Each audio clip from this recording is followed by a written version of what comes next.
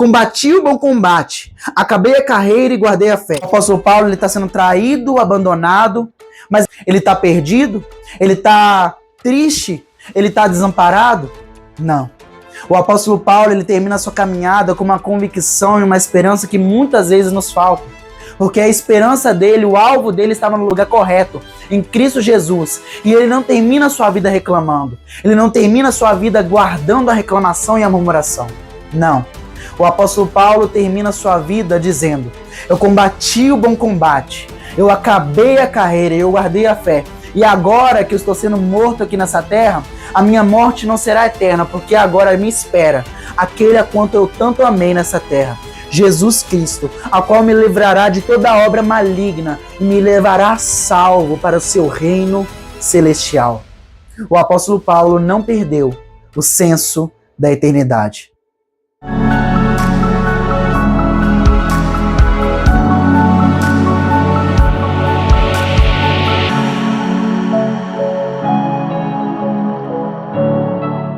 Olá, queridos, graça e paz, meu nome é Pedro Henrique e mais uma vez no vídeo de hoje eu quero estar te abençoando com uma mensagem que Deus colocou no meu coração.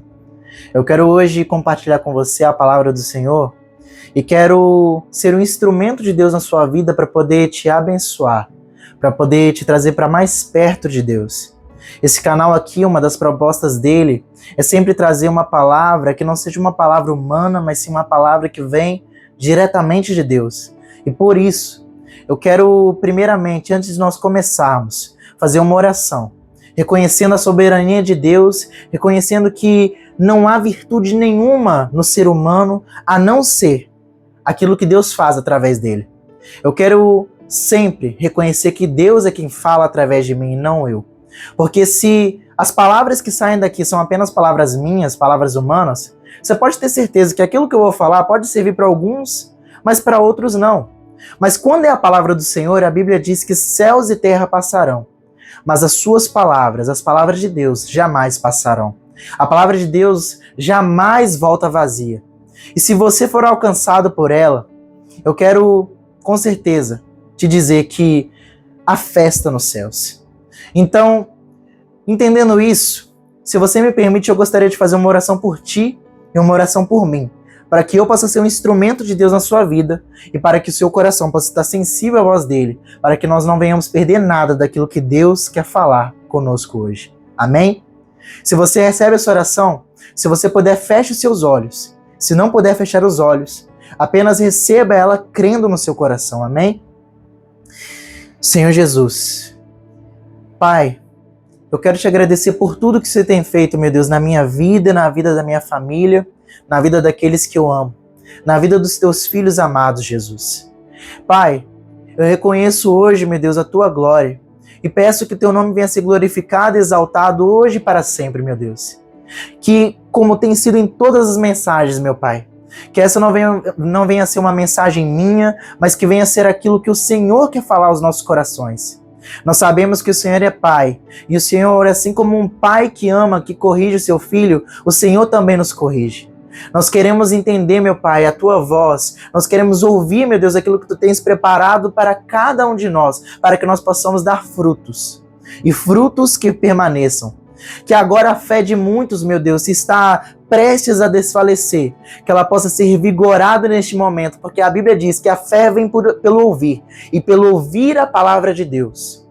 Que vidas possam ser transformadas agora, meu Pai. E que cadeias do inferno possam ser quebradas neste momento. Eu peço agora, por favor, abre os nossos olhos espirituais e abre os nossos ouvidos espirituais para que nós possamos ver e ouvir aquilo que tu tens preparado para cada um de nós. Que a sua palavra, meu Pai, provoque em nós uma ação verdadeira e genuína e que ela não venha frutificar apenas em nós, mas nas nossas gerações, até que o Senhor venha, para que nós possamos ser encontrados em Ti, glorificando o Teu nome e cumprindo o propósito e o chamado que Tu tens para cada um de nós, com um único propósito exclusivo: honrar e glorificar o Teu nome. Em nome de Jesus, é isso que eu te peço e te agradeço. E aqueles que acreditam dizem amém e amém. O tema que Deus colocou no meu coração hoje é sobre não perder a eternidade. É sobre não perder o sentido da eternidade, que é o que muito tem acontecido na nossa geração, e não só na nossa geração, não é algo exclusivo da nossa geração.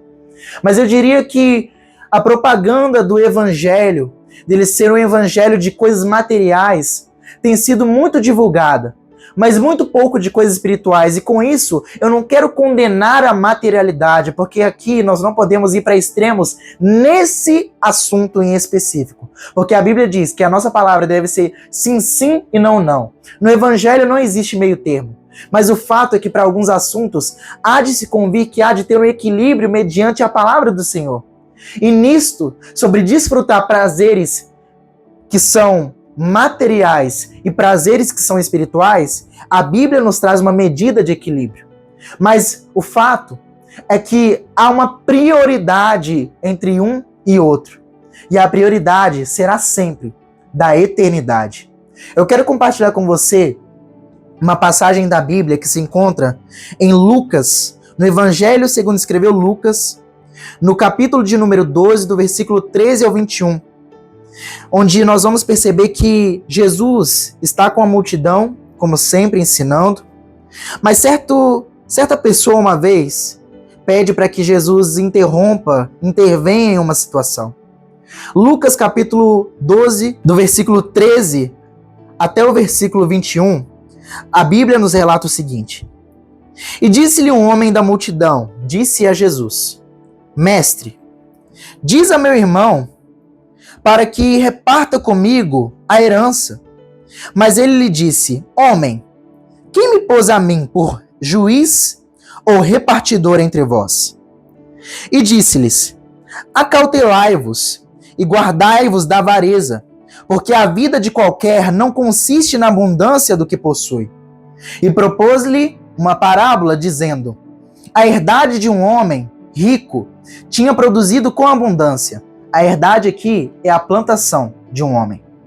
E ele arrazoava consigo, pensava consigo mesmo, dizendo: Que farei? Não tenho onde recolher os meus frutos. E disse: Farei isto, derrubarei os meus celeiros, edificarei outros maiores, e ali recolherei todas as novidades e os meus bens. E direi à minha alma, ou seja, ele vai dizer para si mesmo, para a alma dele, ele está escolhendo aqui, uma coisa que é importante você entender, ele está escolhendo aqui de onde vai ser o prazer dele, onde ele vai depositar o prazer e a esperança dele. Ele vai dizer o seguinte: alma, tens em depósito muitos bens para muitos anos, descansa, come, bebe e folga. Mas Deus, olhando dos céus, lhe disse: louco, esta noite te pedirão a tua alma. E o que tens preparado? Para quem será? Para quem a sua alma será? Assim é aquele que para si ajunta tesouros e não é rico para com Deus. E eu finalizo aqui essa passagem. O que Jesus está falando aqui, ele não está condenando a materialidade em si. Ele está condenando, na realidade, o coração dessa pessoa. Porque a alma na Bíblia significa sede das nossas emoções. E coração também significa isso. E quando ele fala para a alma dele: alma, folga, ou seja, alma, aproveita esse prazer aqui agora, se farte nisso, ele está escolhendo de onde vai vir a esperança e a riqueza dele. E nesse momento, ele não tem nenhum bem, nada que possa garantir a salvação dele. Porque a salvação não é comprada por obras. Por isso, Jesus alerta no início da parábola que a vida de qualquer não consiste naquilo que ele tem. E com isso eu quero ler algumas afirmações de Cristo, algumas promessas que ele faz em Apocalipse. E eu quero ler 7 promessas que Jesus faz às igrejas. E eu quero começar pela primeira promessa que está em Apocalipse capítulo 2, versículo 7. E repare no começo de cada promessa. Olha só, Jesus diz o seguinte, Apocalipse 2, versículo 7. Ao que vencer, dar-lhe-ei a comer da árvore da vida, que está no meio do paraíso de Deus. A segunda promessa, Apocalipse 2, 11. O que vencer não receberá o dano da segunda morte. Para você que não sabe, segunda morte significa separação da alma de Deus. A primeira morte qual é? É a separação da alma do corpo. Nós morremos nessa terra e a nossa alma, ela fica em estado de espera. Ou seja, nós estamos num tempo onde nós estamos dormindo, esperando o nosso juízo, ou seja, o nosso julgamento. Se nós vamos para o céu ou se nós vamos para o inferno. Mas até que Jesus Cristo venha, nós ainda não estamos no inferno, nós ainda não estamos ainda no céu. Há um espaço de tempo onde nós estamos dormindo. E é até por isso que a palavra cemitério, ela significa dormitório. Sabia disso? E nesse período de tempo, há essa primeira morte, separação da alma do corpo. Mas também há a segunda morte definitiva, que só acontecerá quando Jesus Cristo voltar para aqueles que não estiverem nele, para aqueles que não amarem Jesus e a Deus em primeiro lugar em suas vidas. Essa segunda morte é a separação definitiva de Deus, da alma, da nossa alma e de Deus. É a separação, é o inferno. Entendendo isso, essa é uma promessa muito preciosa. A terceira promessa, Apocalipse 2, versículo 17. Ao que vencer darei eu a comer do maná escondido, e dar-lhe-ei uma pedra branca, e na pedra branca um novo nome escrito, o qual ninguém conhece, senão aquele a qual recebe. Quarta promessa, Apocalipse 2, versículo 26 ao 28. E ao que vencer e guardar até o fim as minhas obras, eu lhe darei poder sobre as nações, e com vara de ferro as regerá, e serão quebradas como vasos do oleiro. Como também recebi de meu Pai, dar-lhe-ei a estrela da manhã. Quinta promessa, Apocalipse 3, 5. Ao que vencer, será vestido de vestes brancas, e de maneira nenhuma riscarei o seu nome no livro da vida, e confessarei o seu nome diante do meu Pai e diante dos anjos. Sexta promessa, Apocalipse 3, versículo 12. A quem vencer, eu o farei coluna no templo de Deus, e dele nunca sairá, e escreverei sobre ele o nome do meu Deus, e o nome da cidade do meu Deus, a nova Jerusalém, que desce do céu, do meu Deus, e também o meu novo nome. Sétima promessa, Apocalipse 3, versículo 21. Ao que vencer, lhe concederei que se assente comigo no meu trono, assim como eu venci e me assentei com meu Pai no seu trono. Entendendo isso, nós vemos aqui que todas essas promessas da eternidade, que deveria ser o maior anseio daquele que se diz cristão, porque a eternidade, ela significa encontrar-se finalmente com Jesus Cristo, estar definitivamente na presença de Deus. A eternidade significa estar num lugar onde não haverá mais choro, onde não haverá mais doença, morte ou dor. É um lugar onde todas essas coisas já passaram, porque tudo se fez novo. É um lugar onde nós estaremos para sempre ao lado do nosso Deus. Mas o que eu acho interessante de citar é que se nós não priorizarmos isso, nós não entraremos na eternidade. Porque Jesus é muito enfático em dizer isso. Ao que vencer, ao que vencer, ao que vencer. Não é para aquele que apenas inicia a caminhada, é para aquele que termina. O fato é que as promessas de Deus, elas funcionam em etapas. Muitas delas funcionam em etapas. E a promessa da vinda de Cristo é uma delas. É certo de que vai acontecer, mas é necessário tempo. O problema é que o ser humano normalmente está sempre muito voltado para aquilo que ele pode conquistar agora. E principalmente a nossa geração. Nós podemos dizer que um marco dessa geração, e a neurociência já bateu o martelo sobre isso, é a ansiedade. É o imediatismo. É a vontade do tem que ser agora, tem que ser rápido e tem que ser no meu tempo. E se não for, eu não aceito. E isso dói muito de perceber quando você percebe que as promessas de Deus, elas não são assim. A promessa de Deus é progressiva, porque tudo aquilo que começa, tudo aquilo que vai de fato permanecer, ele começa pequeno, para depois se transformar em algo grande. E assim também é com a promessa da eternidade. Ela começa aqui num relacionamento com Deus e vai por toda a eternidade, justamente. O problema é que muitos de nós, pelo nosso imediatismo, estamos trocando a eternidade pela materialidade. E o maior prêmio que nós podemos ter é a eternidade. Para você ter noção, Jesus Cristo morreu e ressuscitou para que nós pudéssemos justamente ter um relacionamento com Deus agora, para que nós possamos ter a eternidade. A Bíblia diz que no início, Deus criou homem e mulher à sua imagem e semelhança. Eles eram a imagem e semelhança do Deus perfeito. Só que quando o ser humano peca no jardim do Éden, através do pecado, que significa catar, ou seja, errar o alvo, o ser humano já não tem mais o mesmo caráter de Deus, já não é mais parecido com Deus como ele era antes. E naquele momento há um rompimento, porque se o ser humano já não é mais parecido com Deus, ele já não pode estar no mesmo lugar onde Deus está. Porque se Deus é santo, aquilo que é impuro não pode habitar. Por acaso há alguma comunhão entre luz e trevas? Não, não há. E por causa disso, o ser humano é expulso do jardim e da presença de Deus. Mas Deus, na sua presciência, num plano perfeito, para a honra e glória dele, ele já sabia que o ser humano iria pecar e iria escolher o imediatismo, iria escolher achar que pode fazer melhor do que Deus, porque na realidade é isso, é o orgulho. E onde é orgulho não é amor, e Deus é amor, e por isso que o ser humano era diferente de Deus naquele momento.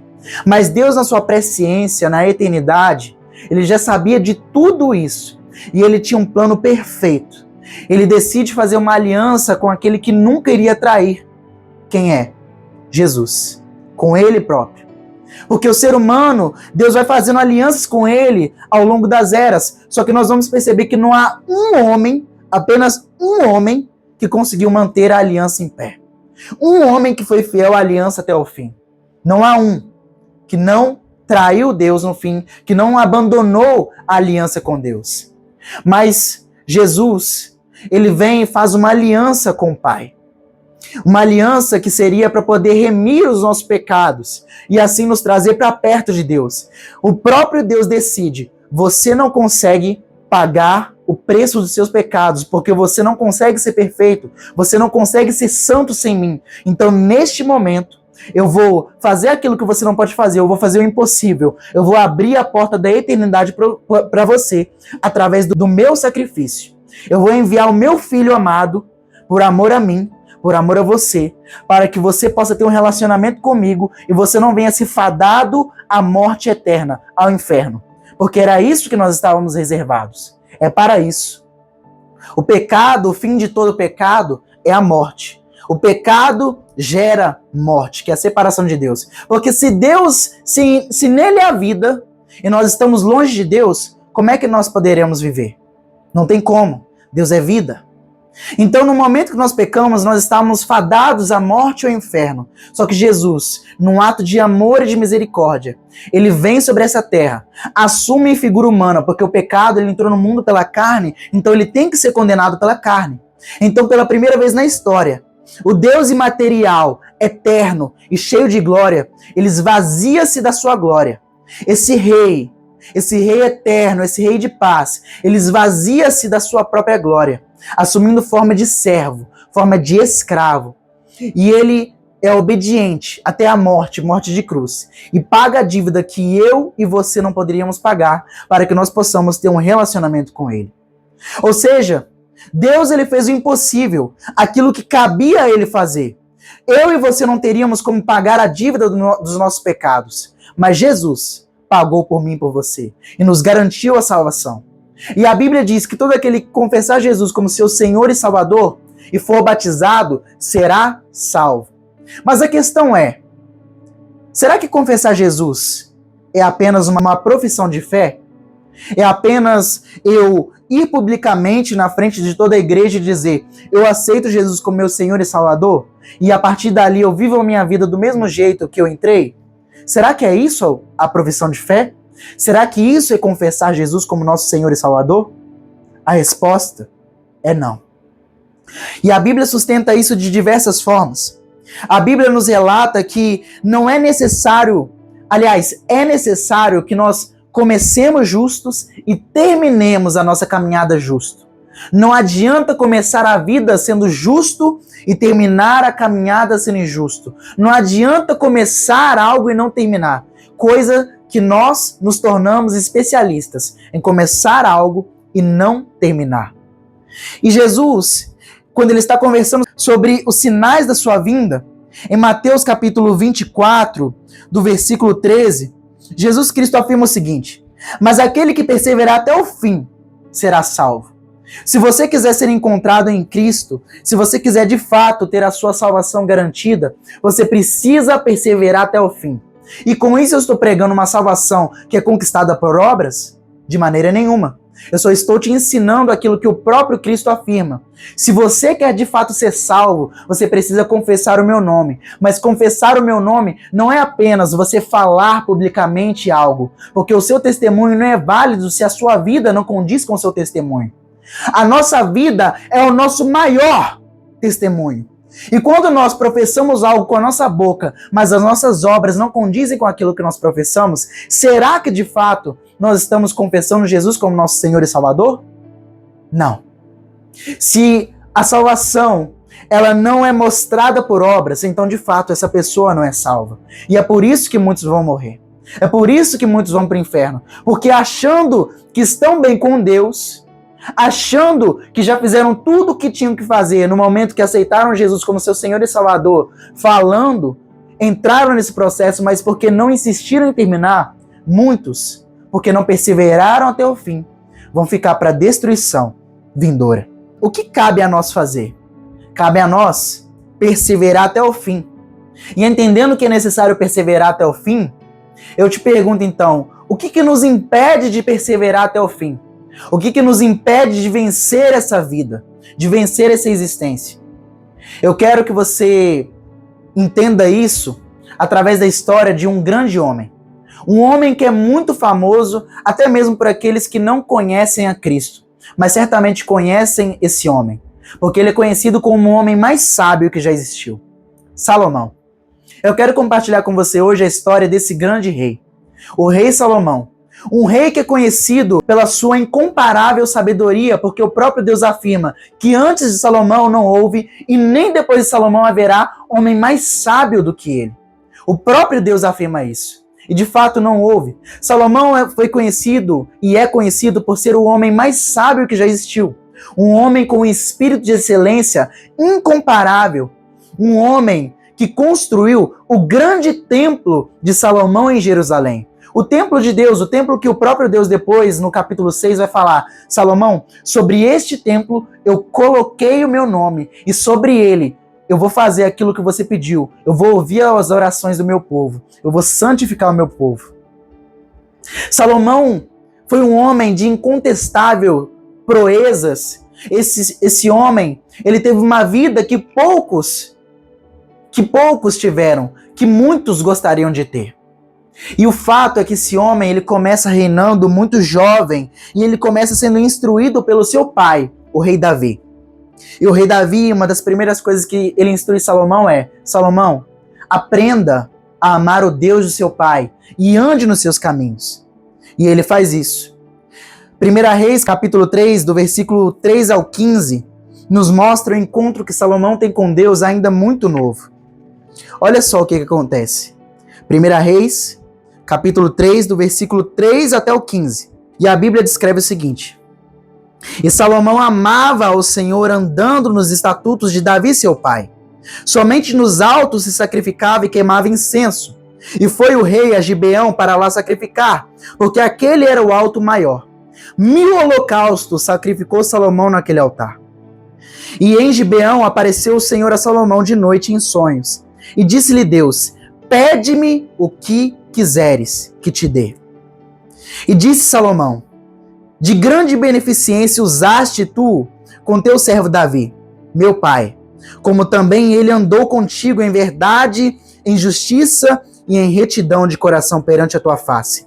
E guardaste-lhe esta grande beneficência, e lhe deste um filho que se assentasse no seu trono, como se vê neste dia.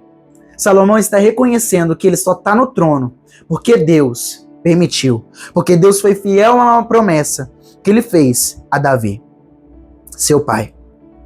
No versículo 5, no versículo 7, Deus continua falando, Salomão continua dizendo: Agora, pois, ó Senhor meu Deus, Tu fizeste reinar a teu servo em lugar de Davi, meu pai, e eu sou apenas um menino pequeno, e não sei como sair nem como entrar. Salomão está reconhecendo a sua fragilidade, está reconhecendo o quanto ele depende de Deus para poder cumprir aquilo que o próprio Deus espera dele. O teu servo está no meio do teu povo, povo que elegeste, povo grande, que nem se pode contar, nem numerar pela sua multidão. A teu servo, pois, dá um coração entendido para julgar a teu povo, para que prudentemente discina entre o bem e entre o mal, porque quem poderia julgar a este teu grande povo?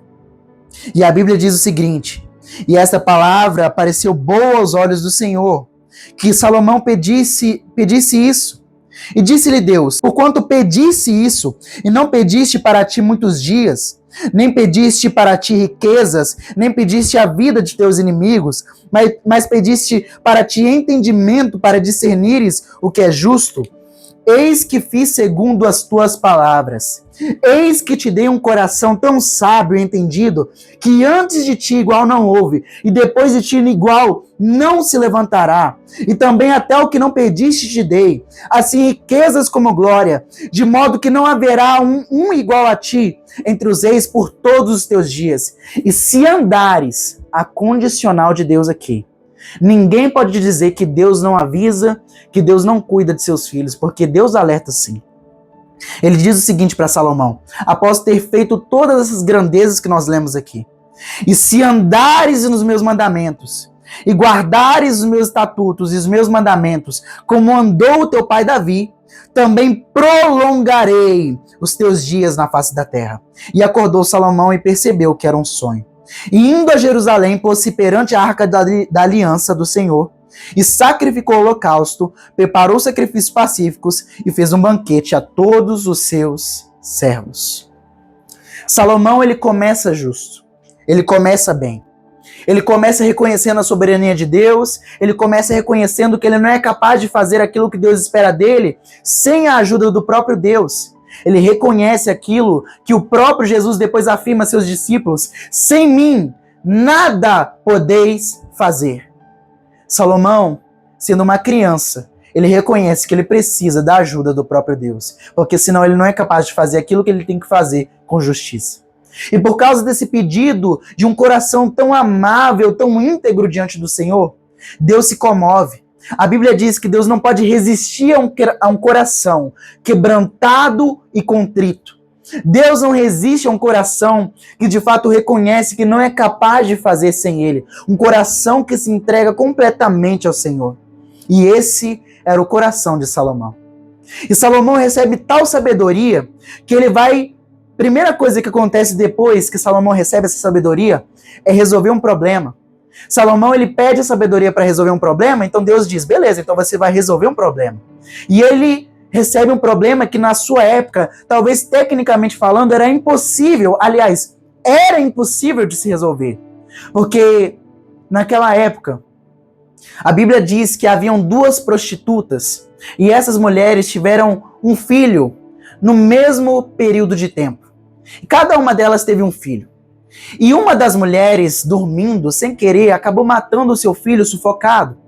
Mas ao invés de suportar, ao invés de agir de bondade para com a outra mulher, sabe o que essa mulher faz? Ela fica amargurada, ela é orgulhosa e ela decide fazer o seguinte: ela tira ela tira a criança viva daquela outra mulher, troca pelo seu bebê morto, e no dia onde essa mulher ela acorda e percebe que o seu filho já não está mais com ela e que está o filho morto da outra mulher, essa mulher começa a discutir com a outra mulher. Então esse caso elas levam diante do rei, porque antigamente era assim, antigamente o tribunal, o juiz era o rei. E elas levam esse caso, tecnicamente falando, impossível de se resolver a Salomão, porque naquela época não existia teste de DNA. Então Salomão, muito jovem, já vai ter que resolver um problema assim que exigiria a sabedoria que Deus deu a ele para poder servir ao povo com justiça. Então Salomão, ele resolve aquele caso e glorifica o nome de Deus, porque ele pensa o seguinte: eu vou trazer uma espada. E ele faz isso. Ele traz uma espada e ele fala: cortem o menino ao meio, metade para uma, metade para outra. E a mãe genuína, a mãe verdadeira, a Bíblia diz que o espírito, que o instinto materno, ele se apurou, ele se aguçou pela criança. Então a mãe verdadeira, na hora que escuta aquilo, ela fica, meu Deus, não faça isso com o menino, de modo nenhum o mateis. Então ela fala, dê o menino àquela outra mulher. Porém a mulher que não amava o menino, a mulher cuja qual o filho não era dela, sabe o que ela fala? Nem meu, nem seu, que seja dividido. Então Salomão, ele percebe naquele momento que a verdadeira mãe era aquela que havia negado o próprio filho para poder o salvar e entregar para aquela mulher. Então ele discerne aquilo, entrega o filho para a mulher, para a mãe dela, para a mãe verdadeira.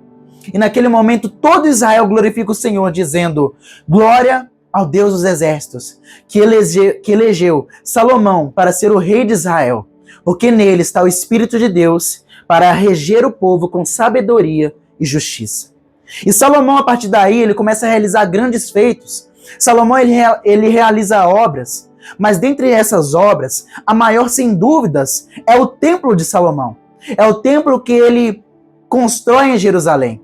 E a Bíblia vai dizendo, ao longo dos capítulos que vão passando, ela vai dizendo que se levantam patrocinadores, pessoas para ajudar o rei Salomão nessa missão e também em manter o seu reinado. E todo o povo ama Salomão, ninguém quer ver Salomão morto. E Salomão, no capítulo 6, ele constrói o templo do Senhor. E o Senhor, mais uma vez, dá uma advertência a Salomão, dizendo para ele perseverar. Ele diz o seguinte, Salomão, eu ouvi a tua oração, e porque o teu desejo é genuíno, porque o teu coração é justo diante de mim, e porque você deseja que meu nome venha a ser glorificado, então eu porei sim sobre esta casa que você construiu para mim, eu vou pôr sim sobre ela o meu nome, e habitarei lá, farei morada lá, e ouvirei as orações dos meus filhos, como você tem pedido.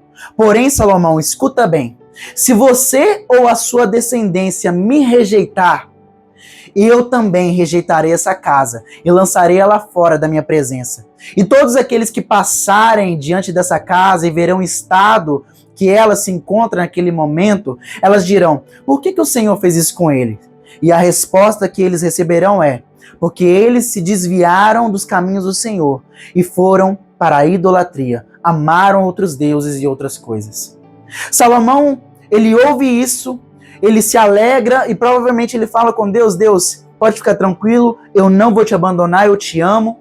E ele continua fazendo as coisas conforme a vontade do Senhor. Ele cria coisas grandiosas, ele cria uma casa para si, um trono que, quando você vai lendo no capítulo 10 de 1 Reis, você vai vendo, meu Deus, que majestade, você vai percebendo realmente, o reinado de Salomão foi diferente. E isso atinge o ápice quando nós vamos perceber que os reis da terra, porque de fato se cumpriu a palavra do Senhor, e não havia homem mais sábio e mais preparado para poder esclarecer as dúvidas sobre a vida do que Salomão, nós vamos perceber que vários reis, eles iam a Salomão e traziam presentes a ele para que pudessem ouvir da sabedoria de Salomão. E com a rainha de Sabá não é diferente. E eu quero ler com você esse capítulo de 1 Reis, capítulo 10, onde nós vamos perceber que do versículo 1 ao 13, a rainha de Sabá ela vai até Salomão para poder esclarecer algumas dúvidas com a sabedoria de Salomão. Primeiro ela ouve na sua terra natal dos feitos de Salomão, do templo do Senhor, e ela fica encantada, mas ela não acredita. Então ela diz, eu tenho que ver com os meus olhos. E então ela vai lá para poder saber o que está acontecendo. 1 Reis, capítulo 10, do versículo 1 até o versículo 11, essa vinda da rainha de Sabá, ela é descrita e ela mostra o tamanho da excelência e da grandeza de Salomão. E olha só o que a Bíblia relata. E ouvindo a rainha de Sabá a fama de Salomão acerca do nome do Senhor, tudo que Salomão fazia honrava a Deus até então, veio prová-lo por enigmas, e chegou a Jerusalém com um muito grande exército, com camelos carregados de especiarias, muitíssimo ouro e pedras preciosas, e foi a Salomão e disse-lhe tudo quanto tinha no seu coração. E a Bíblia diz o seguinte, E Salomão lhe deu resposta a todas as suas perguntas, e nada houve que não lhe pudesse esclarecer. E vendo, pois, a rainha de Sabá toda a sabedoria de Salomão, e a casa que ele havia edificado, e a comida da sua mesa, o assentar de seus servos, o estar de seus criados, as vestes deles, os seus copeiros, os holocaustos que ele oferecia na casa do Senhor, ficou fora de si. Ela ficou muito admirada. Então ela disse o seguinte: era verdade a palavra que eu ouvi na minha terra, dos teus feitos e da tua glória, da tua sabedoria. E eu não cria naquelas palavras, até que vim, e os meus olhos o viram. E eis que não me disseram metade sobre o que você é. E sobrepujaste em sabedoria, em bens e em fama o que ouvi. Ou seja, sabe o que ela está falando? Eu vendo é melhor do que eu ouvi. Você me surpreendeu. E o quão difícil é isso acontecer? É muito fácil a gente admirar pessoas que a gente não conhece no seu dia a dia. É muito fácil porque no dia a dia todo mundo decepciona. Você pode ter certeza que se você andasse comigo no meu dia a dia, você veria atitudes que só as pessoas que andam comigo no meu dia a dia veem. E você provavelmente se decepcionaria porque eu não sou um homem perfeito. Mas com Salomão foi diferente. E então ela continua dizendo: bem-aventurados, felizes e abençoados os teus homens. Bem-aventurados esses teus servos que estão sempre diante de ti, que ouvem a tua sabedoria. Bendito seja o Senhor teu Deus, que teve agrado em ti para te pôr no trono de Israel, porque o Senhor ama Israel para sempre. Por isso te estabeleceu o rei, para fazeres juízo e justiça. E deu ao rei 120 talentos de ouro, muitíssimas especiarias e pedras preciosas. E nunca veio especiaria em tanta abundância como é que a rainha de Sabá deu ao rei Salomão. Também as naus de Irão, que de Ofir levaram o ouro, e traziam de Ofir muita madeira de sândalo e pedras preciosas, e desta madeira de sândalo fez o rei balaústres para a casa do Senhor e para a casa do rei, como também harpas e alaúdes para os cantores, e nunca veio tal madeira de sândalo, e nem se viu até o dia de hoje. E o rei Salomão deu à rainha de Sabá tudo o que ela desejou, tudo quanto pediu, além do que dera por sua generosidade. Então voltou e partiu para sua terra, ela e os seus servos. Eu poderia continuar lendo para você vários dos feitos de Salomão, mas eu acredito que você já entendeu que nós estamos falando aqui sobre um homem extraordinário, sobre um homem que tinha uma excelência de tamanha medida diferente de todos aqueles que estavam no seu tempo. Um homem que tinha uma vida que muitos de nós desejaríamos ter. Então nós vamos perceber que, Salomão ele teve uma vida extraordinária, ele tinha uma vida extraordinária. Mas o que me chama a atenção é que no fim da vida de Salomão, esse mesmo homem que nós lemos aqui, de feitos extraordinários, um homem que construiu o templo de Jerusalém, ou seja, o templo da habitação do Senhor, esse mesmo homem, nós vamos entender que ele começa a fazer algumas declarações um pouco divergentes da vida que ele levava. Porque ninguém poderia imaginar que isso se passaria na mente desse homem, que tamanhos vazios existenciais estavam na mente de Salomão. Eu quero ler com você Eclesiastes capítulo 2, do versículo 1 ao 17, onde nós vamos ler algumas declarações que nos mostram um pouco do conflito que Salomão viveu nos seus últimos dias, na sua velhice. Eclesiastes é o livro que Salomão escreve na sua velhice. E eu quero ler com você o capítulo 2, onde ele narra um pouco da sua vida e um pouco do que ele pôde experimentar. Ele vai dizer o seguinte, num capítulo que tem como nome: os prazeres e as riquezas são vaidade. Disse eu no meu coração, ora vem, eu te provarei com alegria. A atitude dele é muito parecida na realidade com aquele homem que era pobre diante de Deus, que nós lemos em Lucas, onde Jesus ele nos faz aquela parábola do rico insensato. E disse eu no meu coração, ora vem, e eu te provei com alegria, portanto gozo o prazer, mas eis que também isso era vaidade. Ao riso disse, está doido, e da alegria, de que serve esta? Busquei no meu coração como estimular com vinho a minha carne, regendo porém o meu coração com sabedoria, e entregar-me-ei à loucura. até ver o que seria melhor que os filhos dos homens fizessem debaixo do céu durante o número dos seus dias de vida. E fiz para mim obras magníficas, edifiquei para mim casas, plantei para mim vinhas, fiz para mim hortas e jardins e plantei nelas árvores de toda espécie de fruta. Fiz para mim tanques de água para regar com eles o bosque em que reverdenciam as árvores. Adquiri servos e servas, e tive servos nascidos em minha casa. Também tive grandes possessões de gados e ovelhas, mais do que todos que houve antes de mim em Jerusalém. Amontoei também para mim prata e ouro, e joias de reis, das províncias e províncias de cantores e cantoras, e das delícias dos filhos dos homens, e de instrumentos de música de toda espécie. Fui engrandecido e aumentei mais do que todos os que houve antes de mim em Jerusalém. Perseverou também comigo a minha sabedoria.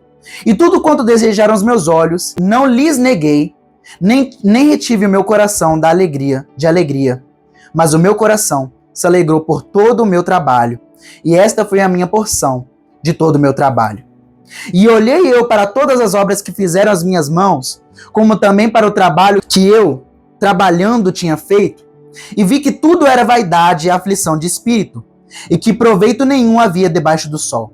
Então passei a refletir na sabedoria, na loucura e na insensatez. Pois que fará o homem que suceder ao rei? O mesmo que os outros já fizeram. Então eu vi que a sabedoria é mais excelente do que a espícia. Quanto à luz, é mais excelente do que as trevas. Os olhos do homem sábio estão na sua cabeça, mas o louco anda em trevas. Então também entendi, que o mesmo lhe sucede a ambos. Assim eu disse no meu coração, como acontece ao tolo, assim me sucederá a mim. Por que então busquei eu mais sabedoria? Ele está falando aqui, o fim do tolo é o mesmo que o meu, então do que me adiantou eu buscar sabedoria? Não faz o menor sentido. Então eu disse no meu coração que também isto era vaidade, porque nunca haverá mais lembrança do sábio do que do tolo, por conta de tudo nos dias futuros, total esquecimento haverá. E como morre o sábio, assim morre o tolo. Por isso odiei esta vida, porque a obra que se faz debaixo do sol me era penosa. Sim, tudo é vaidade e aflição de espírito. Salomão ele declara o seguinte, na sua crise existencial. Ele fala o seguinte, mas espera aí, eu provei de tudo que tinha, eu fiz tudo do bom e do melhor, eu construí casas, eu plantei pomares, eu fiz coisas maravilhosas, eu tinha um propósito, um projeto grande. Quem é que pode falar que Salomão não tinha um propósito, um projeto grande? Salomão construiu o templo do Senhor, ele edificou o templo para a habitação do Senhor.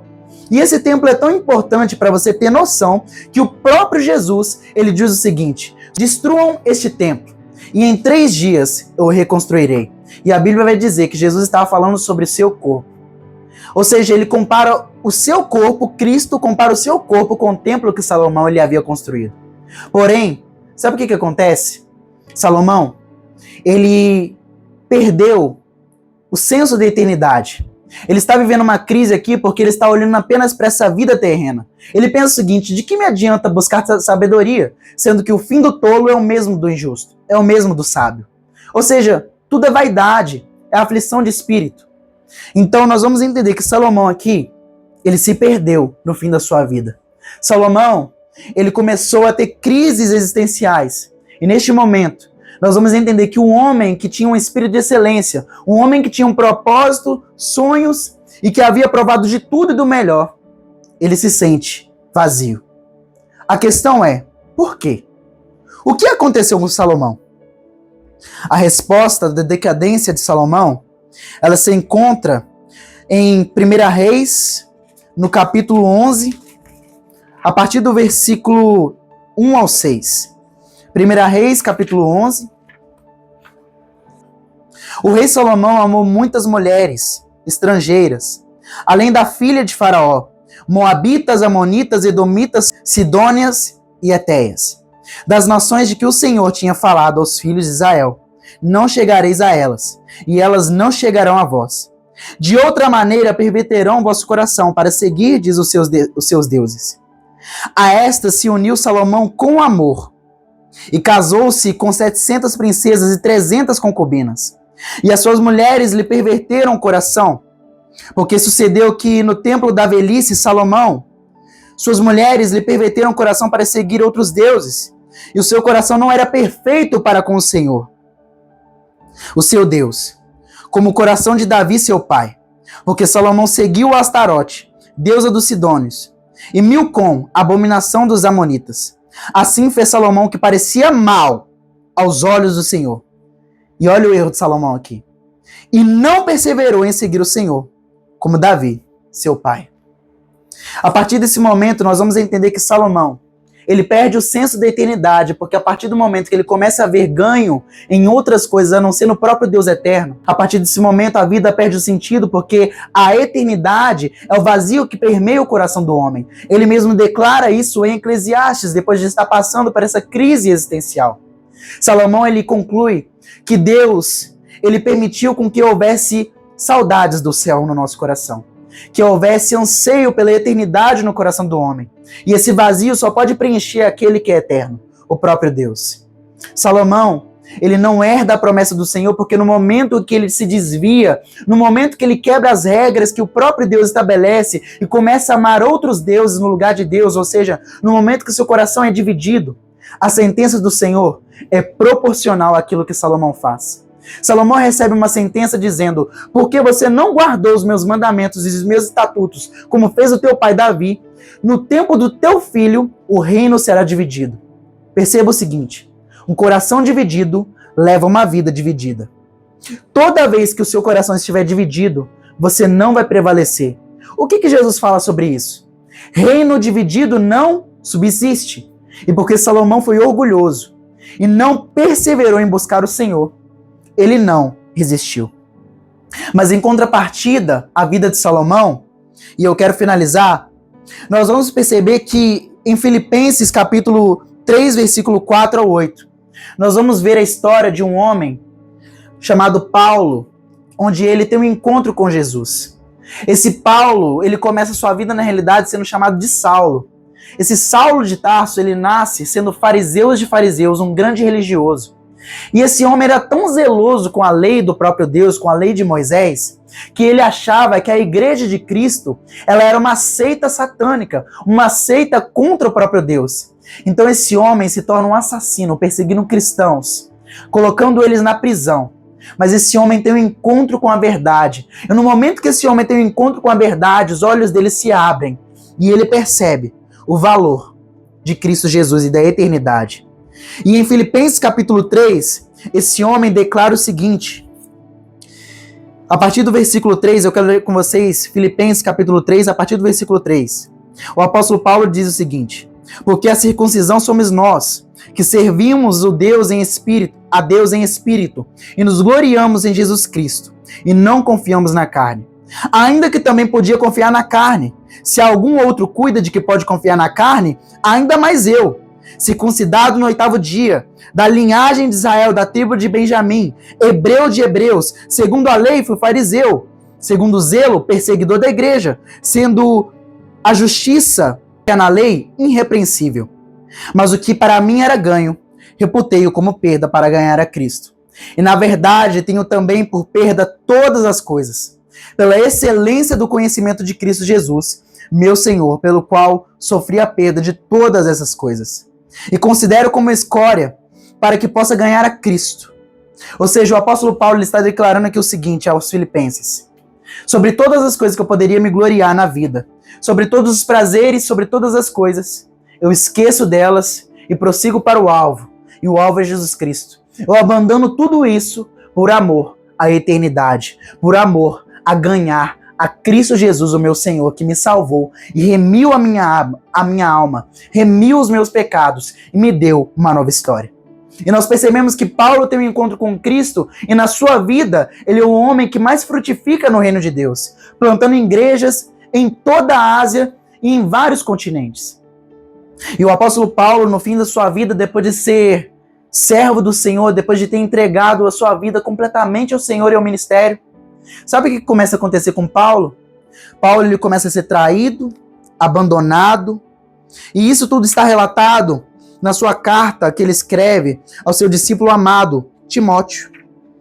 A carta de Timóteo, segunda carta que Paulo escreve a Timóteo, capítulo 4, do versículo 6 até o versículo 14, o apóstolo Paulo, ele diz o seguinte: porque eu já estou sendo oferecido por aspersão de sacrifício, e o tempo da minha partida está próximo.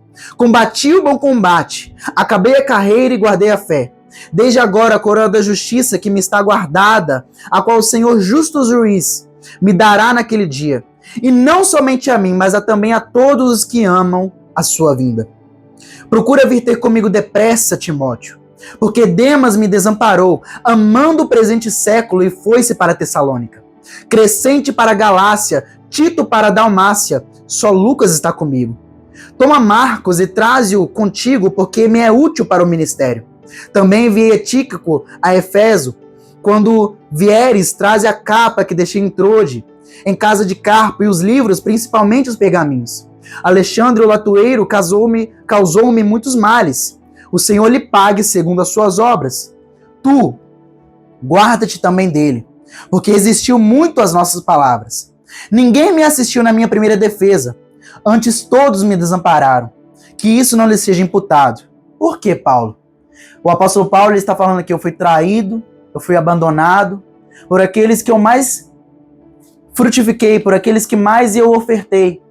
Eu estou sendo traído neste momento que eu mais precisava, no momento do meu julgamento, no momento que eu recebi a minha sentença de morte pelo imperador Nero. Eu estou sendo desamparado por aqueles que eu esperava. Porém, eu não tenho isso como perda, porque existe alguém maior. A minha esperança não está em pessoas, a minha esperança não está na materialidade. Eu não estou desesperado porque eu vou morrer nessa terra, sabe por quê? Porque eu amo a Jesus. E eu sei que todos aqueles que amam, Ele mesmo dará a coroa. Então, o Senhor, Ele assistiu-me e fortaleceu-me, para que por mim fosse cumprida a pregação de todos os gentios, e ouvissem, e fiquei livre da boca do leão. E o Senhor me livrará de toda má obra, e guardar-me-á para o seu reino celestial, a quem será a glória para todo sempre. Amém. Ou seja, o que está acontecendo aqui? O apóstolo Paulo está sendo traído, abandonado, mas ele está perdido? Ele está triste? Ele está desamparado? Não. O apóstolo Paulo, ele termina a sua caminhada com uma convicção e uma esperança que muitas vezes nos falta. Porque a esperança dele, o alvo dele estava no lugar correto, em Cristo Jesus. E ele não termina a sua vida reclamando. Ele não termina a sua vida guardando a reclamação e a murmuração. Não. O apóstolo Paulo termina a sua vida dizendo: eu combati o bom combate, eu acabei a carreira, eu guardei a fé. E agora que eu estou sendo morto aqui nessa terra, a minha morte não será eterna, porque agora me espera aquele a quanto eu tanto amei nessa terra, Jesus Cristo, a qual me livrará de toda obra maligna e me levará salvo para o seu reino celestial. O apóstolo Paulo não perdeu o senso da eternidade.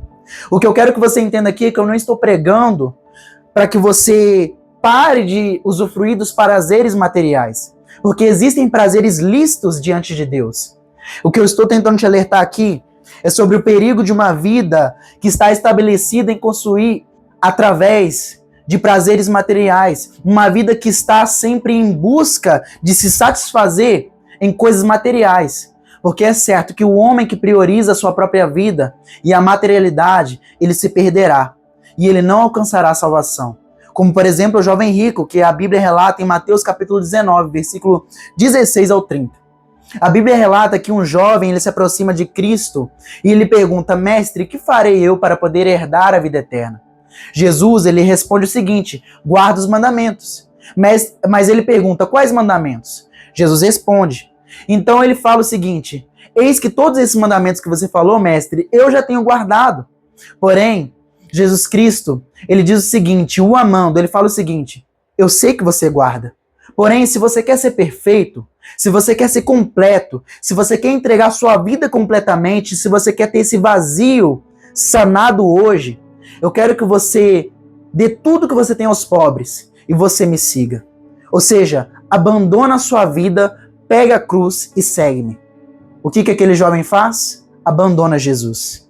por causa que o coração dele estava muito envolvido. E Jesus declara o seguinte: é mais fácil um camelo passar pelo fundo de uma agulha do que um rico entrar no reino dos céus. Porque o rico, ele vai sempre estar condenado ao inferno? Não. Ele não está condenando a riqueza. Ele está condenando aquele que coloca a sua esperança na riqueza. E os seus discípulos ficam encantados com aquilo que Jesus fala.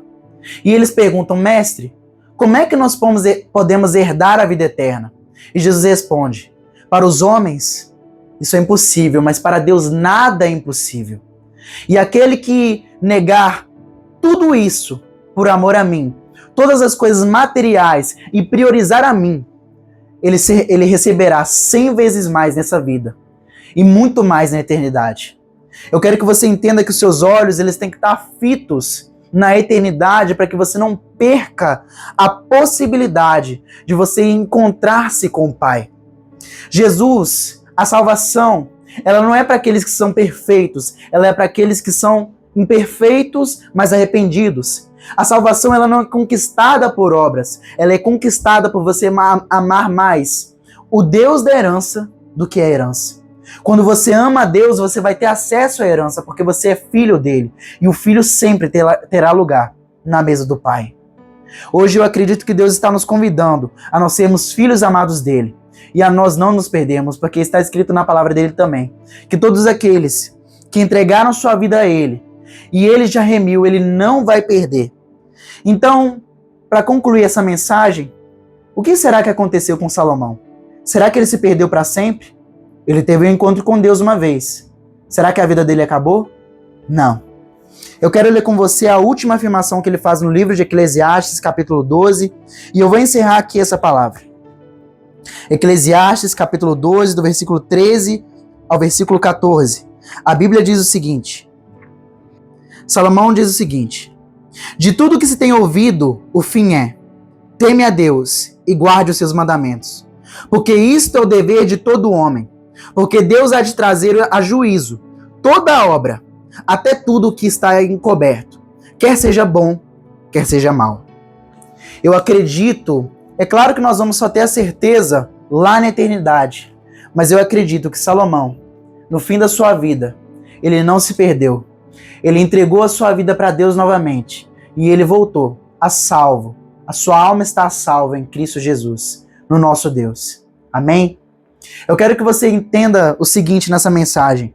Eu não quero que você pare de buscar coisas materiais, porque não é isso que Deus quer. A materialidade ela tem uma função na vida do cristão: glorificar a Deus. A Bíblia condena que você ajunte tesouros nessa terra, não que você reparta. Se aquele jovem rico tivesse feito aquilo que Jesus Cristo tinha falado para ele, Jesus mesmo alega depois, ele teria recebido 100 vezes mais, não apenas nessa vida, mas também na eternidade.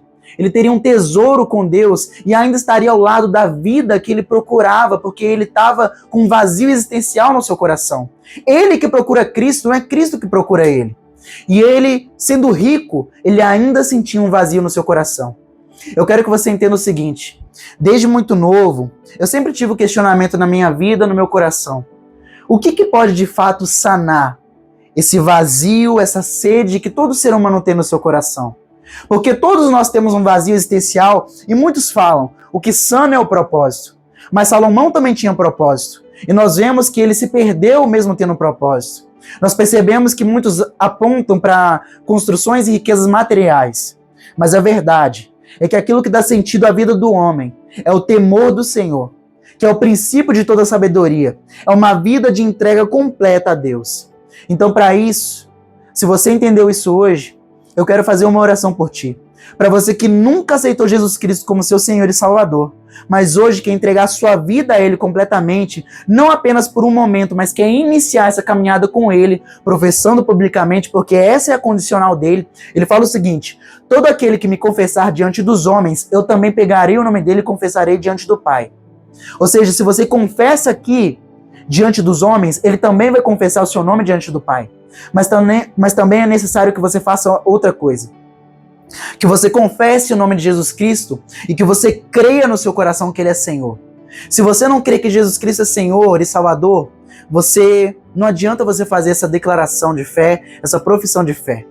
Mas eu quero que você confesse hoje, além desse momento, entendendo que você está entrando numa caminhada que não começa apenas neste momento, mas vai por toda a eternidade. Você está aceitando um relacionamento com Deus e fique tranquilo. Você não precisa de ter medo de aceitar um relacionamento com Deus. Sabe por quê? Porque o próprio Deus que começou a boa obra, a Bíblia diz, Ele é fiel e justo para também terminar. Se você entra numa aliança com Deus no momento que você não tiver forças, Ele mesmo vai te sustentar. Então não tenha medo. Ele está te pedindo sim um comprometimento sério, um comprometimento de relacionamento que sim, é necessário que haja um posicionamento, seriedade, santificação, ou seja, separação do mundo, das coisas do mundo, para poder viver para Cristo. Mas acredite, nada vale mais a pena do que viver essa vida para Deus. Nada vale mais a pena, nada dá mais sentido para a nossa existência do que estar com Deus de toda a existência no nosso coração. Aquele que é o alfa e o ômega, o princípio e o fim, aquele que criou todas as coisas e que por meio dele todas elas subsistem. Se você quer entregar sua vida hoje, escreva depois nos comentários: eu aceitei Jesus como meu Senhor e Salvador. Só isso. E agora, neste momento, repita comigo essa oração de profissão de fé. Senhor Jesus, eu te aceito como meu Senhor e Salvador. Eu reconheço a minha situação, meu Pai, como pecador.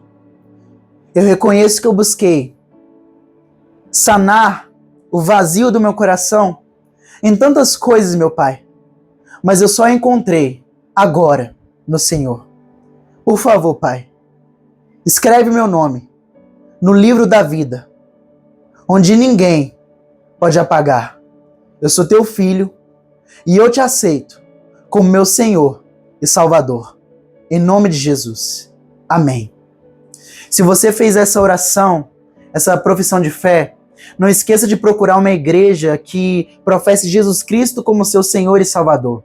Lá você não vai encontrar pessoas que são perfeitas, mas você vai encontrar pessoas que são arrependidas e quebrantadas e querem estar junto ao Pai, junto a Deus, por toda a eternidade. Lá você vai aprender com essas pessoas a ser corpo de Cristo. Lá você vai aprender como nós podemos todos os dias nos santificar para estarmos mais perto do Pai até que Ele venha. Porque esse é o nosso maior lucro, a eternidade que Ele nos promete. Amém? Deus te abençoe. Até a próxima mensagem, em nome de Jesus.